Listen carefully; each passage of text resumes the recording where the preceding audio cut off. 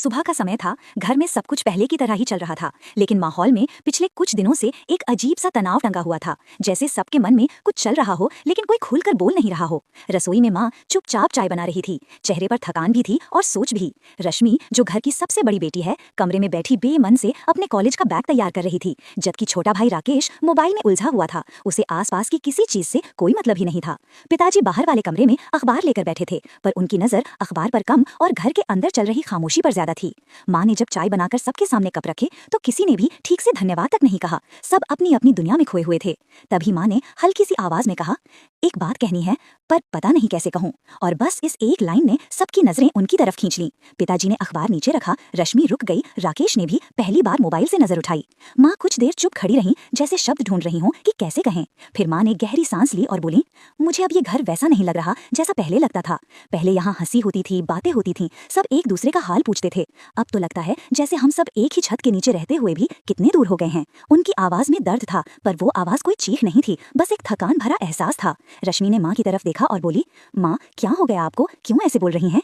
पर माँ ने कहा, तुम ही बताओ रश्मि, आजकल तुम मुझसे ठीक से बात करती हो? कॉलेज से आती हो, कमरे में घुस जाती हो, खाना भी खामोशी में खाती हो। क्या मैं पूछ नहीं सकती कि क्या चल रहा है? रश्मि को लगा जैसे कोई उसके अंदर धंसी हुई सुई को खींचकर बाहर निकाल रहा हो। उसने नजरें झुका लीं और धीमी आवाज में बोली, माँ बस थोड़ा स्ट्रेस रहता है, इतनी बड़ी बात नहीं है। माँ ने कहा, तुम्हें स्ट्रेस है मैं समझती हूँ, पर क्या अपने ही घर वालों से इतना दूर हो जाने वाला स्ट्रेस होता है?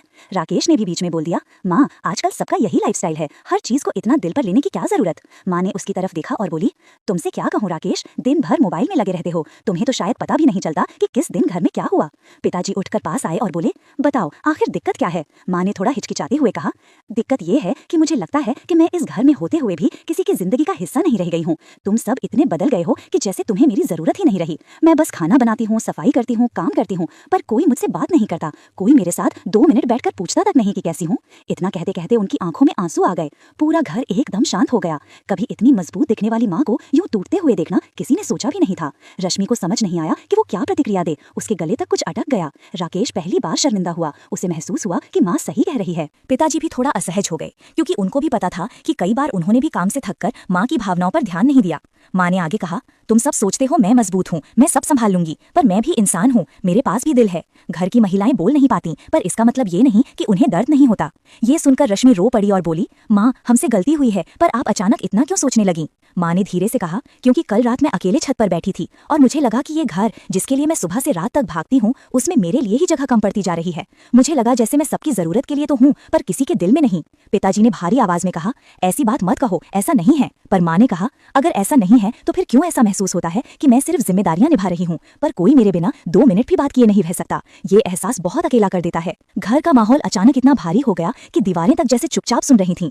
तभी माँ ने वो एक बात कही जिसने सच में पूरा घर हिला दिया, मैंने फैसला किया है कि अब मैं कुछ दिनों के लिए मायके चली जाऊंगी। शायद वहां जाकर मेरा मन हल्का हो जाए और शायद तुम लोगों को भी महसूस हो कि मैं इस घर में क्या हूँ। ये सुनते ही जैसे पूरा घर हक्का बक्का रह गया। रश्मि ने तुरंत कहा, माँ ये क्या बोल रही हो, हम सब बदल जाएंगे, पर आप जाने की बात मत करो। राकेश ने भी घबराकर कहा, माँ प्लीज ऐसे मत करो, हम सब ठीक कर लेंगे। पिताजी भी थोड़ा विचलित हुए और बोले, देखो ऐसी बातें घर तोड़ देती हैं, सोच समझ कर बोलो। पर माँ इस बार अपनी जगह पर अड़िग लग रही थीं। उनकी आंखों में जो दर्द था वो किसी भी तर्क से नहीं हट सकता था। माँ की बात सुनकर जैसे घर की हवा तक भारी हो गई थी। रश्मि, राकेश और पिताजी तीनों एक दूसरे का चेहरा देख रहे थे, लेकिन किसी के पास कोई जवाब नहीं था। बस दिमाग में वही बात घूम रही थी कि माँ सच में मायके जाने का सोच रही हैं, और शायद इस बार वो सिर्फ कह नहीं रही बल्कि सच में करने का मन बना चुकी हैं।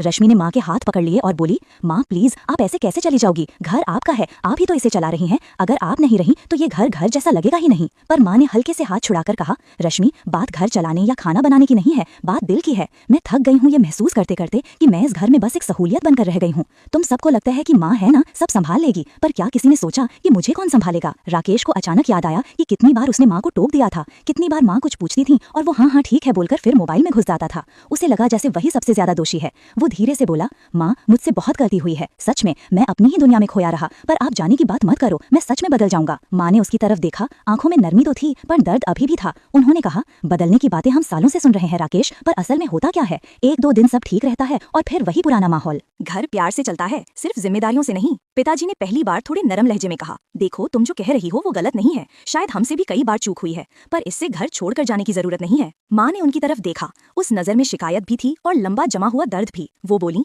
आपको तो लगता है मैं ओवर रिएक्ट कर रही हूँ, लेकिन क्या आपने कभी महसूस किया कि मैं कितनी देर तक अकेली बैठी रहती हूँ? कितनी बार मेरी तबीयत खराब हुई और आपने पूछा भी नहीं को डॉक्टर को दिखा दूं। आपको काम की फिक्र है, हम सबकी जरूरतों की फिक्र है, पर मेरी क्या? पिताजी को जैसे कोई चुभन सी महसूस हुई। उन्होंने सोचा भी नहीं था कि माँ इतनी अंदर से टूट चुकी हैं। रश्मि ने आगे बढ़कर कहा, माँ आप जिस दिन छत पर अकेली बैठी थी, मैं सच में महसूस नहीं कर पाई कि आप क्या झेल रही होंगी। मुझे लगा आप बस हवा खा रही होंगी, पर मैं ये नहीं समझ पाई कि आप रो भी रही होंगी। हम सब बेवकूफ थे माँ, पर अब हम समझ रहे हैं। आप हमें एक मौका दे दो, बस एक। माँ की आंखें भर आईं, पर वो अपनी जगह पर ठहरी रहीं। उन्होंने कहा, मैं तुम सबसे प्यार करती हूँ, ये घर मेरा है, तुम सब मेरे बच्चे हो, पर कभी कभी इंसान को थोड़ा दूर जाकर अपने मन के बोझ को हल्का करना पड़ता है। मैं 2-4 दिन के लिए जाऊंगी, कोई बड़ी बात नहीं है, पर घर वालों के लिए ये बहुत बड़ी बात थी। राकेश ने घबराकर कहा, माँ मैं आपकी पैकिंग भी नहीं होने दूंगा, मैं आपकी मायके वाली मामी को कॉल कर दूंगा कि आपको मत रखना। माँ पहली बार हल्का सा मुस्कुरा दी और बोली, तुम ऐसे नहीं कर सकते राकेश, और वैसे भी ये फैसला मैंने सोच समझ कर लिया है। तभी पिताजी अचानक उठकर कमरे में टहलने लगे, जैसे दिमाग में कोई भारी लड़ाई चल रही हो। कुछ देर बाद वो रुके और गंभीर आवाज में बोले, अगर तुम जाओगी तो घर की हालत और बिगड़ जाएगी। बच्चे डर गए हैं, मैं भी परेशान हूँ, क्या तुम्हें वाकई लगता है कि जाना ही समाधान है? माँ ने धीरे से कहा,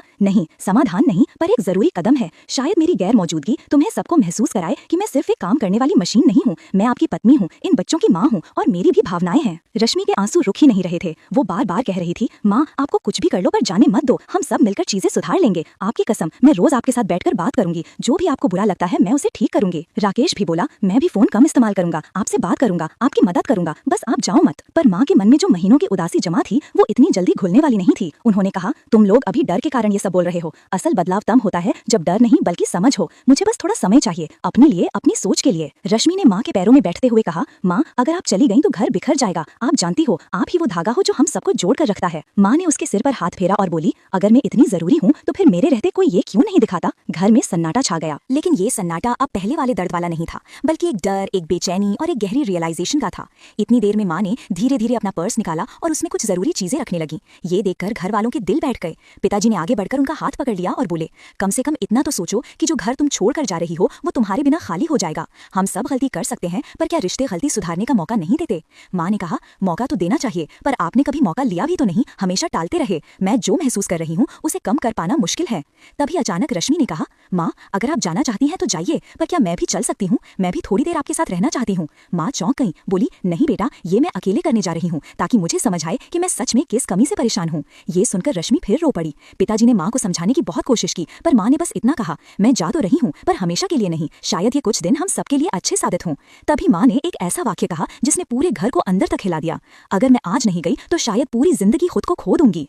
माँ के ये शब्द, अगर मैं आज नहीं गई तो शायद पूरी जिंदगी खुद को खो दूंगी, सुनकर जैसे घर की दीवारें भी कांप गईं। रश्मि और राकेश दोनों वहीं खड़े रह गए। उनके चेहरे ऐसे थे जैसे किसी ने अचानक उनके पैरों के नीचे से जमीन ही खींच ली हो। पिताजी भी कुछ बोल नहीं पाए, बस गहरी सांस लेते हुए माँ की तरफ देखते रहे, जैसे उन्हें पहली बार एहसास हुआ हो कि वो अपनी पत्नी को इंसान की बजाय सिर्फ एक जिम्मेदारी समझकर बैठे थे। माँ ने अपना दुपट्टा उठाया और धीरे से कंधे पर रखा। आंखों में दृढ़ता थी, लेकिन पूरे शरीर में एक थकान भी नजर आ रही थी, जैसे वो ये फैसला लेने से पहले कई रातें रो रो कर गुजारी हूँ। उन्होंने कहा, मैं बस 2-4 दिनों के लिए जा रही हूँ, कोई बड़ी बात नहीं है, तुम सब चिंता मत करना। लेकिन उनके कहने और घर वालों के सुनने के बीच जमीन आसमान का फर्क था। रश्मि माँ का हाथ पकड़कर बोली, माँ आप ऐसे अकेले कैसे जाएंगी? मैं चलती हूँ आपके साथ। पर माँ ने उसका हाथ दबाते हुए कहा, नहीं बेटा, ये सफर मुझे अकेले करना है। राकेश ने अपनी आवाज में बचपन की लाचारी मिलाकर कहा, माँ अगर आप चली जाएंगी तो मैं रात को कैसे सोऊंगा? आप हमेशा मेरे कमरे में आती थी, पूछती थी खाना खाया या नहीं, कौन करेगा ये सब? माँ की आंखें पिघल गईं, लेकिन उनका फैसला नहीं। उन्होंने कहा, राकेश कभी कभी इंसान को खुद को समझने के लिए दूर जाना पड़ता है। तुम दोनों इतने बड़े हो गए हो कि अब मुझ पर पहले जैसा भरोसा नहीं करते, पर तुम बच्चे हो। मैं जानती थी कि एक दिन ये होगा, पर मैं ये नहीं जानती थी कि मैं खुद इतना अकेला महसूस करूंगी।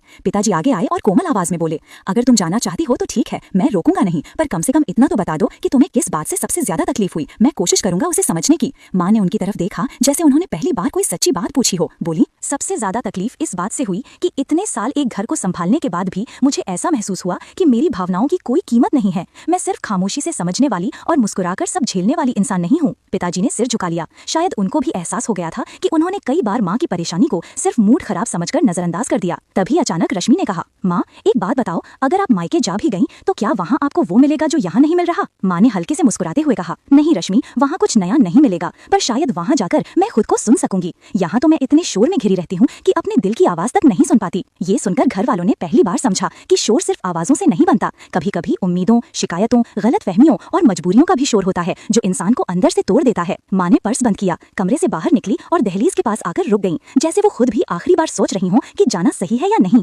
उन्होंने पीछे मुड़कर देखा, रश्मि रो रही थी। राकेश के चेहरे पर अपराध बोध था और पिताजी बेचैन खड़े थे। तीनों के चेहरे देखकर माँ की आंखें फिर भर आईं, पर उन्होंने खुद को मजबूत किया और कहा, मैं बस 2-4 दिन की बात कह रही हूँ, ऐसा नहीं कि हमेशा के लिए जा रही हूँ, बस थोड़ा मन हल्का करूंगी और वापस आ जाऊंगी। इतना कहकर उन्होंने चप्पल पहनी, दरवाजा खोला और बाहर की ओर कदम बढ़ाया। तभी राकेश भागता हुआ आया और माँ के पैर पकड़कर बोला, माँ, अगर आप चली गईं तो मैं अपनी गलती को कैसे सुधारूंगा? जब आप सामने होंगी ही नहीं तो मैं किससे माफी मांगूंगा? माँ के होंठ कांपे। उन्होंने उसका सिर उठाकर कहा, माफी मांगना सीखना है तो मेरे जाने के बाद की खामोशी सुनना, वही तुम्हें सिखाएगी। पिताजी धीरे से बोले, तुम्हें पता भी है तुम्हारे जाने से कितना खालीपन होगा? माँ ने कहा, हाँ, लेकिन कभी कभी खालीपन ही इंसान को ये महसूस कराता है कि कौन कितना जरूरी है। ये कहकर माँ ने धीरे से अपना हाथ छुड़ाया और बाहर निकल गईं। जैसे ही वो गेट से बाहर निकली, घर के अंदर एक भारी सा सन्नाटा छा गया। वो सन्नाटा जिसे कोई भी तोड़ना नहीं चाहता था, क्योंकि सबको डर था कि उसकी जगह आंसू भर जाएंगे। रश्मि एक कोने में बैठकर रोने लगी। राकेश सोफे पर सिर पकड़कर बैठ गया और पिताजी गहरी सांस लेते हुए बोले, हमने कभी सोचा ही नहीं था कि एक दिन ऐसा भी आएगा, पर अब समझ आ रहा है कि हम सबने माँ को कितना हल्के में लिया। रश्मि सुबकते हुए बोली, पापा, हमें कुछ करना होगा, माँ को ऐसे अकेले नहीं रहने देना चाहिए, हमें बदलना होगा सच में। राकेश ने भी कहा, हाँ, मैं कसम खाता हूँ, अब से मोबाइल पर कम समय दूंगा और माँ के साथ ज्यादा। पिताजी बोले, बात सिर्फ मोबाइल की नहीं है राकेश, बात है दिल से साथ होने की, जो हम सबने नहीं दिया। तीनों कुछ देर चुप रहे। घर बिल्कुल सूना लग रहा था। दूसरी तरफ माँ सड़क पर चलते हुए खुद भी रो रही थीं, पर उस रोने में गुस्सा नहीं था, बस एक दर्द था जिसे वो सालों से दबाती आ रही थीं। उन्होंने सोचा शायद ये कुछ दिन उन्हें राहत देंगे, लेकिन घर की छाया उनके पीछे पीछे चल रही थी, जैसे हर कदम पर पूछ रही हो, क्या सच में दूर जाना जरूरी था? उधर घर में अचानक पिताजी बोले, बस, हम अपनी माँ को टूट कर नहीं जीने देंगे। उन्होंने तुरंत अपना फोन उठाया, टैक्सी बुलाया और कहा, चलो मेरे साथ, हम माँ को वापस लेकर आएंगे, पर मजबूरी से नहीं, प्यार से। राकेश और रश्मि तुरंत उठ गए। उनके चेहरों पर डर की जगह अब एक दृढ़ता आ चुकी थी।